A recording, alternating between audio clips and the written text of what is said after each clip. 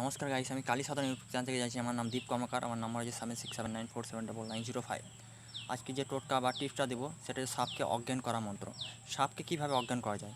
হয়তো ঘরে সাপ ঢুকেছে, মানে সাপ ঢুকেছে, সেই সাপটাকে কীভাবে মন্ত্র শক্তি দ্বারা অজ্ঞান করা যায়, যে কোনো সাপ। তো অজ্ঞান করতে গেলে প্রথমত আপনাকে এক মুঠি ধুলো নিতে হবে। এই ধুলোর মধ্যে আমি ডিসপ্লেতে দেওয়া যে মন্ত্রটা বলছি সেই মন্ত্রটা 3 বার বলে 3টে ফুঁক মারতে হবে। সেই ধুলোটা সাপের গায়ের ওপর ছিটিয়ে দিলে সেই সাপ কিন্তু অজ্ঞান হয়ে যাবে। সেই মন্ত্রটা যে আন্থা পান্থা খেলাই খেলাই খেলাই তোর বক্ষ খেলাই খেলাই খেলাই তোর মুখ খেলাই খেলাই তোর বক্ষ খেলাই, যদি সাপ তো করিস ঈশ্বর মহাদেবের জটায় পা।